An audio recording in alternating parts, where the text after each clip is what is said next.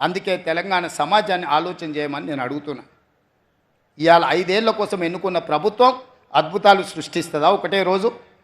ఎంత కండలు తిరిగిన 6 ప్యాక్ ఉన్న పిల్లగానికి 6 అడుగులు ఆజానుబాహు అంటారు కదా, అట్లాంటి కండలు తిరిగిన వాడికి పెళ్లి చేస్తే ఒకటే రోజు పిల్లలు అవుతారా చెప్పండి? కండలు తిరిగే ఉండొచ్చు, 6 అడుగుల ఉండొచ్చు, పెళ్లి చేస్తే ఒకటే రాత్రికి పిల్లలను చేయగలడా? దేనికైనా ఒక ప్రాసెస్, ఒక విధానం, ఒక విధి విధానాలు ఇవన్నీ ఉంటాయి. ఆ విధి విధానాల ప్రకారం ప్రభుత్వం పనిచేస్తుంది. మీకు నిధులు ఇవ్వాలన్నా కింద సెక్షన్ ఆఫీసర్ నుంచి పై వరకు చీఫ్ సెక్రటరీ వరకు సంతకమై మంత్రి దగ్గర క్లియర్ అయి, ఆర్థిక మంత్రి దగ్గర క్లియర్ అయి, ముఖ్యమంత్రి కార్యాలయానికి వస్తేనే సంతకం పెట్టాల్సి వస్తుంది. ప్రతి పనికి ఒక ప్రాసెస్ ఉంటుంది. ఆ ప్రాసెస్ను కంప్లీట్ చేయడానికి ఒక విధానం ఉంటుంది. ప్రజలు మాకు అధికారం ఇచ్చింది 5 ఏళ్ల కోసం. అప్పుడే ఎందుకంత ఆతృత అని నేను అడుగుతున్నా. ఏందా మీ బాధ, మీ దుఃఖము ఏంది? తండ్రి కొడుకు అల్లుడు చూడుండ్రి, ఒక్కసారి ఆలోచన చేయమని అడుగుతున్న తెలంగాణ సమాజం.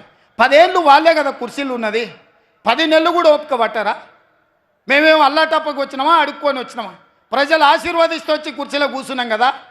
మిమ్మల్ని బొందబెట్టి మమ్మల్ని కుర్చీలో కూర్చోబెడితేనే కదా ఇవాళ మేము వచ్చింది. అప్పుడే దిగిపో అని అంటే ఏంది ఇది? మేము అట్లనే చేసినామా? 5 ఏళ్ళు జానారెడ్డి గారు ప్రతిపక్ష నాయకుడిగా ఎప్పుడైనా ఇట్లా చిల్లర మాటలు మాట్లాడిండగా, చిల్లర మల్లరగా వ్యవహరించిండా? 5 ఏళ్ళు సిఎల్పి నాయకుడిగా బట్టి విక్రమార్క గారు ఉన్నారు. శాసనసభ సమావేశాలను ఒకసారి చూడండి. ఇట్లాంటి చిల్లర మాటలు ఎప్పుడైనా మాట్లాడిండా?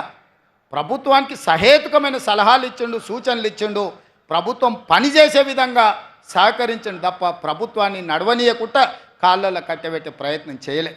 ఇవాళ నేను చంద్రశేఖరరావుని అడుగుతున్నా. మీరు ఉద్యమకారుని అంటారు, తెలంగాణ సాధించినోని అంటారు, 80,000 పుస్తకాలు చదివినోని అంటారు, నీ అంత మేధావి లేడంటారు.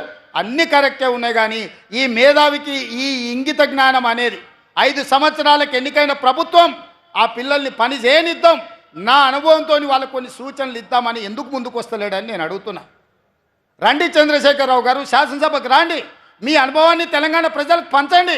1 ఎకరాకు ₹1,00,00,000 వ్యవసాయంలో ఎట్లా సంపాదించవచ్చో వ్యవసాయ క్షేత్రాలు, రైతు వేదికలు ఉన్నాయి, లైవ్ పెడతాం. మీరు రాండి, ఆ ప్రజాభవన్ నుంచే మీరు విశ్లేషించండి. మీ మేధావితనంతో ఎకరాకు ₹1,00,00,000 ఎట్లా పండించవచ్చో చెప్పండి. ఇవాళ మేము గిట్టుబాటు ధరతో పాటు ₹500 బోనస్ ఇస్తున్నాం. అభినందించండి.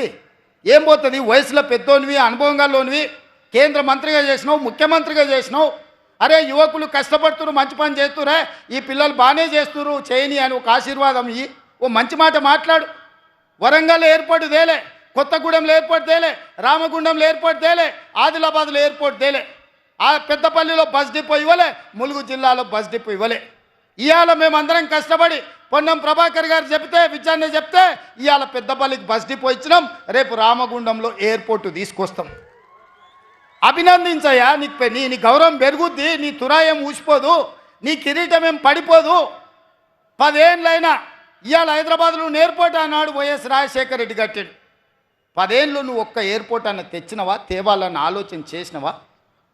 ఆనాడే రామగుండంలో ఎయిర్పోర్ట్కు అన్ని వసతులు ఉండే, ఆదిలాబాదులు ఉండే, వరంగల్ ఎయిర్పోర్ట్ ఉండే, ఉమ్మడి రాష్ట్రంలో మూతబడ్డాయి. తెలంగాణ వచ్చినప్పుడే చంద్రశేఖరరావు గారు అవి తెరిచి ఉండాల్సింది, తెరవలేదు.